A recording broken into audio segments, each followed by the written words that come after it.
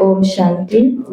तो आज हमारी भट्टी का दिन है 28 और मुरली है 19 अप्रैल 1984 की। मुरली का टाइटल है भावुक आत्मा तथा ज्ञानी आत्मा के लक्षण। बाबा के पास आज मधुबन में बच्चे पहुंचे हैं और बच्चे दो प्रकार के, एक है जो भावना से बाबा के पास गए हैं और एक है जो ज्ञान को समझ करके बाबा के पास पहुंचे। इस पूरी मुरली में दोनों आत्माओं के अंतर बताए हैं, लक्षणों में क्या अंतर है, गुणों धारणाओं में क्या अंतर है और पुरुषार्थ में क्या अंतर है।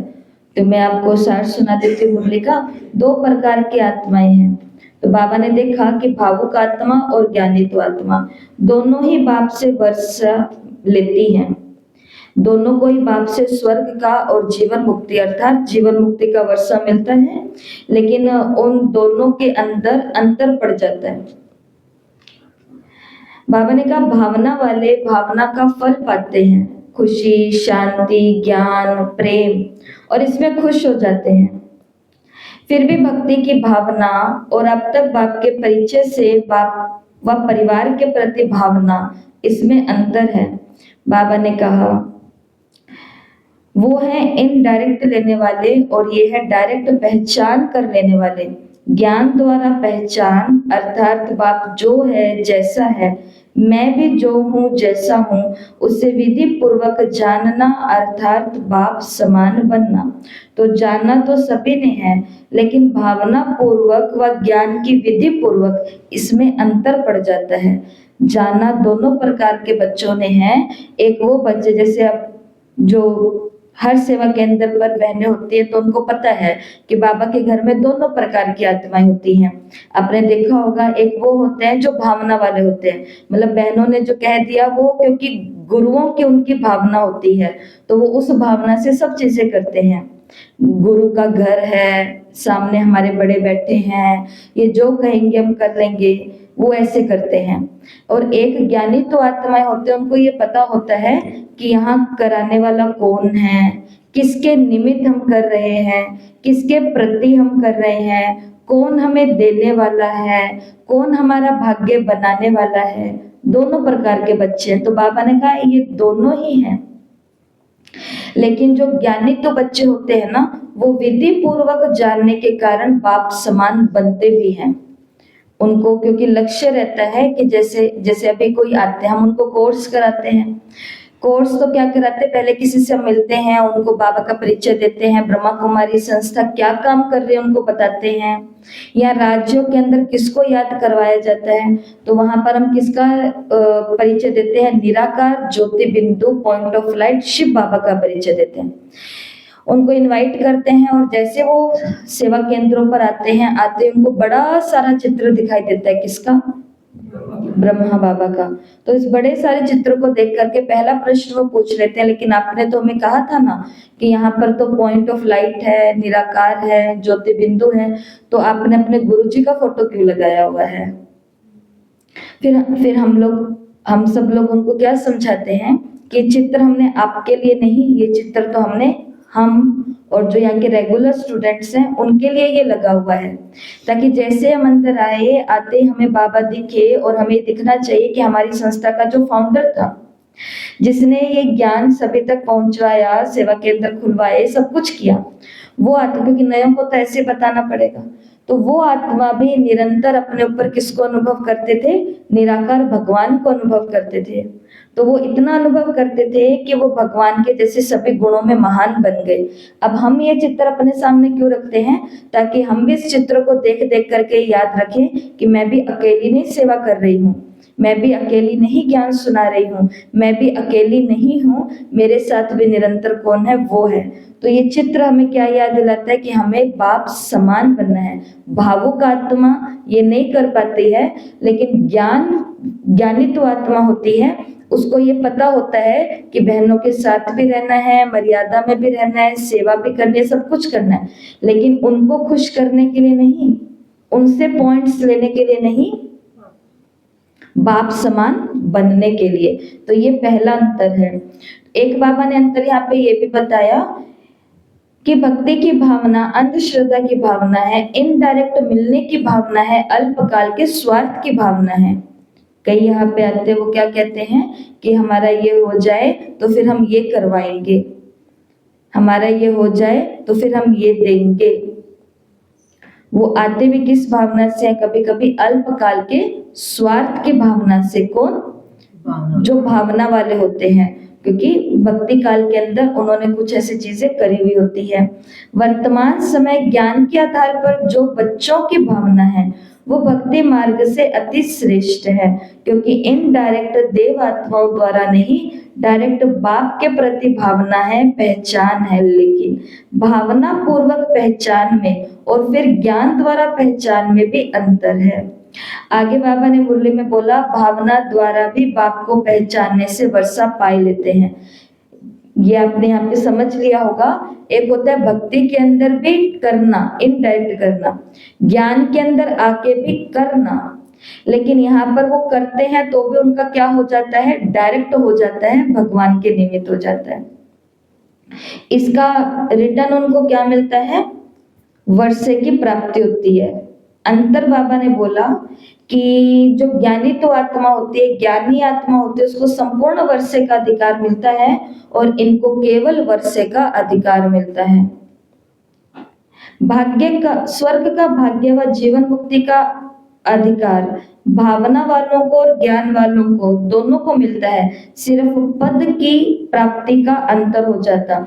बाबा शब्द तो दोनों कहते हैं, खुशी में रहते हैं, इसलिए बाबा कहने और समझने का फल वर्षे की तो प्राप्ति होती है, लेकिन फिर उसमें क्या हो जाते हैं? अलग अलग अंतर पड़ जाते हैं। 8 रतन, 108 विजयमाला, 16,000 और फिर 9 लाख, तो अंतर हो गया ना। माला बाबा ने कहा 16 की भी है, माला बाबा ने कहा 8 की भी है, तो 108 की भी है। 108 में भी 8 जो होते हैं वो विशेष होते हैं, जिन्हें क्या बोलते हैं? अष्ट रतन बोलते हैं।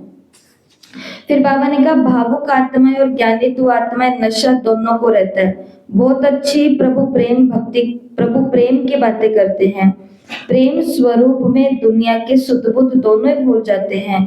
मेरा तो एक बाप, इस लगन के गीत अच्छे गाते हैं लेकिन शक्ति रूप नहीं होते हैं।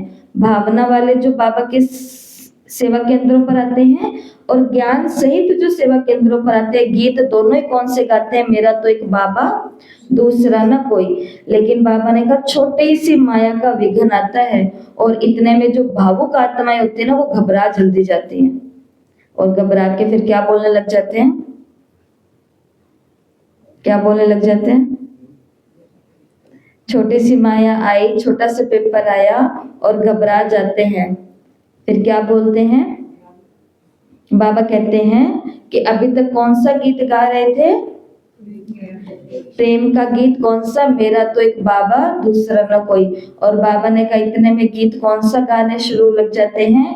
क्यों, क्या, कि बाबा ये क्यों हुआ, ये क्या हुआ। ऐसे क्या क्या के गीत गाने में भी कोई कम नहीं होते। ज्ञानी तो आत्माएं सदा स्वयं को बाप के साथ रहने वाले मास्टर सर्वशक्तिमान समझने से माया को पार कर लेते हैं। क्या और क्यों के गीत वो नहीं गाते।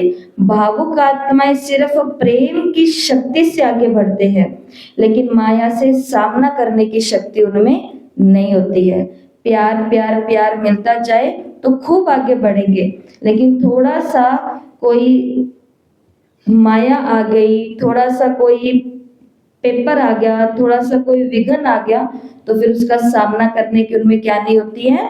बाबा ने कहा शक्ति नहीं होती है। आप अपने आप से पूछो मैं कौन हूँ? भावुक आत्मा हूँ या ज्ञानित्व आत्मा हूँ? बाबा ने कहा पूछो। तो आज का यही काम है, हमें अपने आप से पूछना है कि मैं भी कहती हूँ मेरा तो एक बाबा, दूसरा ना कोई। मैं भी गीत गाती हूँ, प्रेम के अंदर रहती हूँ, मैं भी सारा दिन बाबा बाबा ही कहती हूँ, और मेरे को भी पता है कि मुझे भी स्वर्ग का अधिकार मिलेगा। यही चारों के चारों लक्षण ज्ञानित्व आत्मा के भी हैं।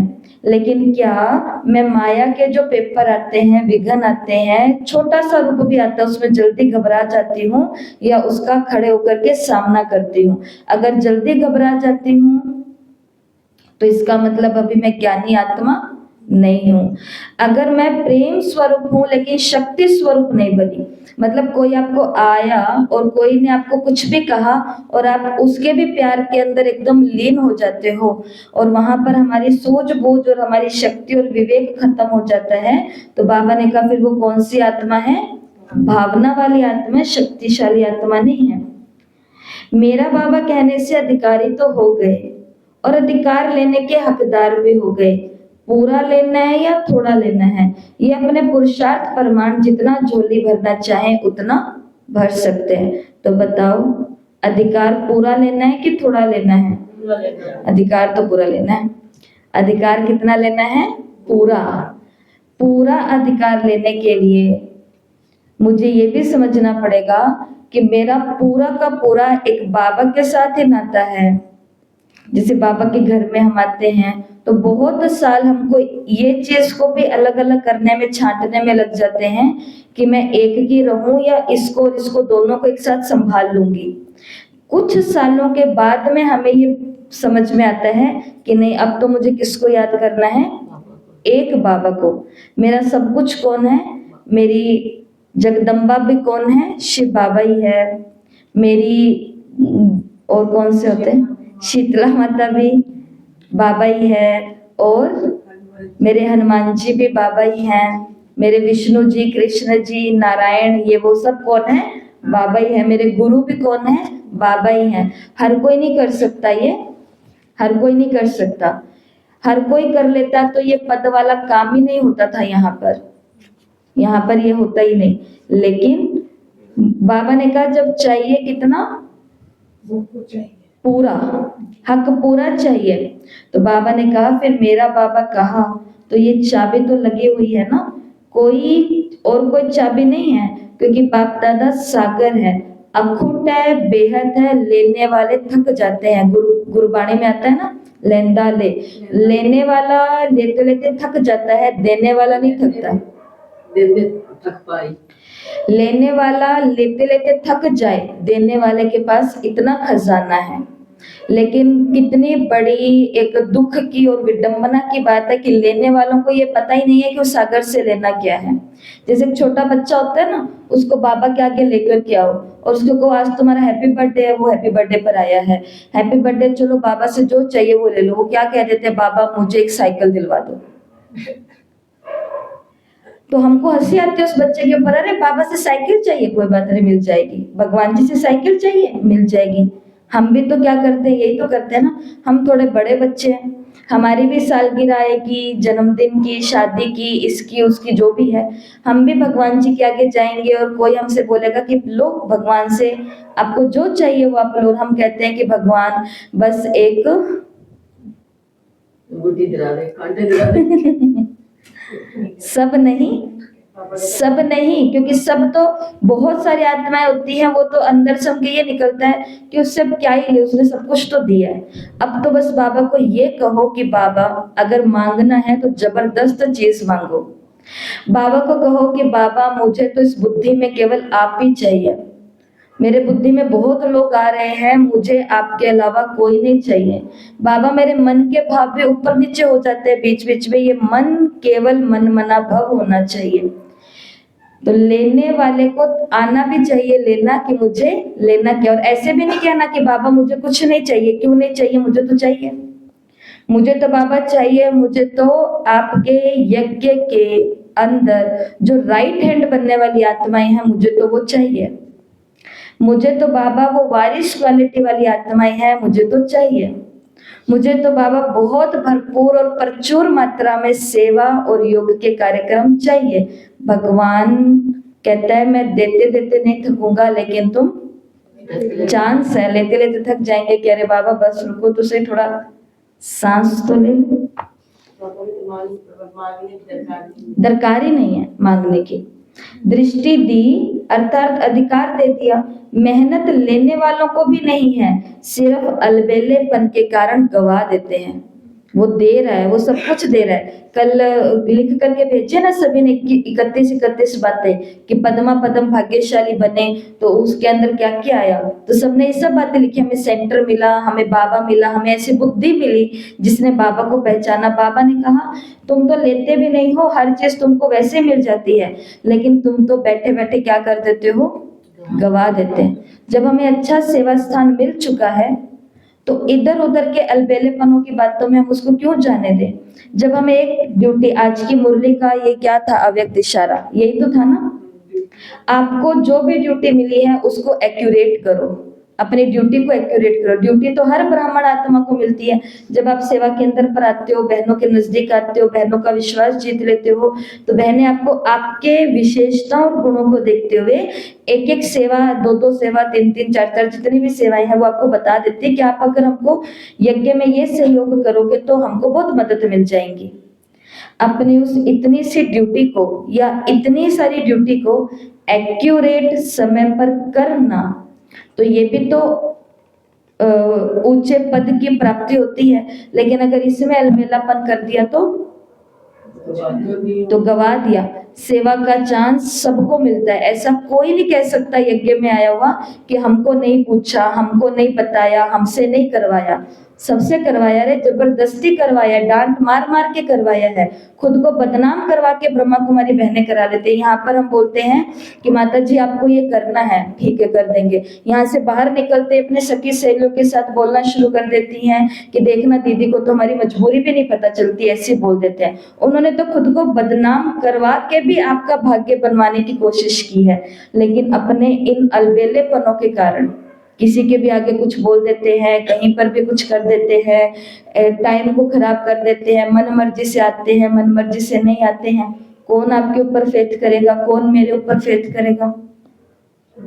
भगवान सेवा उसी को देता है जो उस सेवा को एक्यूरेट कर पाता है। एक्यूरेसी होगी तो ये 8, 16,000, 108 और 9 लाख ये वहां पर है। दादियां क्यों 1, 2, 3, 4, 5, 6, 7, 8 में हो गई फिक्स, कारण यही था जो सच्ची में ले आएगा। ऐसा तो ये किसी को अंदर में दुख नहीं आना चाहिए, जो भी सुनने वाले हैं, कि हमें कोई सेवा पूछते नहीं है या हमें कुछ बताते नहीं है। आप वो दिन याद करो जब आपको ही सबसे पहले पूछा जाता था। लेकिन अलबेलेपन के कारण बाबा ने कहा गवाह जरूर देते हैं। तो अलबेलापन भी अच्छी चीज नहीं होती। अलबेलापन क्या होता है, आलस नहीं होता। अलबेलापन क्या होता है, कोई बात नहीं वो है ना, वो कर ही लेंगे। ऊपर से बहने अगर बोलते ना कि आपने जवाब भी नहीं दिया क्यों, तो वो कहते दीदी वो तो थे ही ना आपके पास, इसलिए मैंने सोचा वो कर देंगे। आप ही अगर सोचने लग गए तो फिर सोचने वाले यहाँ क्यों बैठे हैं, ये बात है ना, सोच लेते हैं। तो बाबा ने कहा फिर तुम किससे, हम किससे वो रह जाते हैं, किससे वो रह जाते हैं, वंचित, ये शब्द नहीं आ रहा है मुंह में, वंचित रह जाते हैं ये प्राप्तियों से, सफलता से। और मुरली के लास्ट में बाबा ने ये बोला, देखो अभी आवाज बुलंद करने का चांस है, अभी भटक रहे हैं, कोई स्थान चाहिए, कौन सा है वो परिचय नहीं है, लेकिन ढूंढ रहे हैं। एक ठिकाने से तो भटक गए, समझ गए कि ये ठिकाना नहीं है। ऐसी भटकी हुई आत्माओं को सहज ठिकाना नहीं दे सकते हो, ऐसी सेवा करो। कर्फ्यू हो, कुछ भी हो, संपर्क में तो आते हैं ना। दुनिया में कुछ भी चल रहा हो, लेकिन ब्रह्मा कुमारी सेंटर्स पर कुछ भी सेवा का काम है वो हमेशा चालू रहता है। अगर थोड़ा भी शांति का अनुभव किया तो वो बहुत खुश होंगे और शुक्रिया मनाएंगे। जब लक्ष्य होता है कि हमको करना है तो रास्ता मिल ही जाता है। तो ऐसे नाम बाला करके दिखाओ। आगे बाबा ने फरिश्ता बनने के लिए कहा, तो फरिश्ता वो जिसका देह से, देह के संबंधों से और पुराने जो ये सूक्ष्म लगाव की रस्सियां हैं, इन किसी से भी उसका कोई भी बंधन नहीं होता है। तो बाबा ने कहा अब आपको उड़ना है, इसलिए जल्दी जल्दी इन बंधनों को और बोझों को क्या कर दो, समाप्त कर दो। कैसे समाप्त होंगे, जिम्मेवारियां कभी बंधन नहीं होती है। अगर सच में जिम्मेवारियां बंधन होती तो क्या ब्रह्मा कुमारी बहनें बंधन में हैं? लेकिन जिम्मेवारी तो उनके पास है। कई आते हैं तो वो बोलते हैं कि भाई इनको क्या पता इनके पास कौन सी गृहस्थी है। तो फिर आगे से हम बोलते हैं कि आप कौन हो हमारे, तो कहते हैं हम तो आपके भाई बहन हैं। तो भाई बहन हो तो परिवार वाले हुए ना, तो परिवार वाले को तो गृहस्थी कहा जाता है। फिर वो आगे से बोलते नहीं, क्योंकि उनको अपनी बात में उत्तर मिल गया कि हम अपना घर, आप कहाँ आए हो, हम अपने बाबा के घर आए हैं। तो अपने घर में आए हो, घर में आपको अपनी दीदी मिली है, बहन मिली है, भाई मिला है, तो ये फैमिली तो हुई ना। तो जिम्मेवारियां कभी भी बोझ नहीं होती। कोई आत्मा ऐसे ना बोले कि अभी मेरे बच्चे छोटे हैं, मेरे पर ये बोझ है इसलिए मैं फरिश्ता नहीं बन सकता, ऐसा नहीं होता है। जिम्मेवारी अलग होती है। जिम्मेवारी के ऊपर दबाव आ जाना वो क्या होता है, बोझ होता है। तो हमको दबाव को खत्म करना है और बाबा बाबा करते करते उड़ जाना है। तो इस मुरली से हमने क्या सीखा, यज्ञ में मैं भावुक आत्मा की लिस्ट में हूँ या ज्ञानित आत्मा की लिस्ट में हूँ, ये देखना है। और यही आज का काम है, मुरली को अच्छे से पढ़ना और टेस्ट देना। ओम शांति।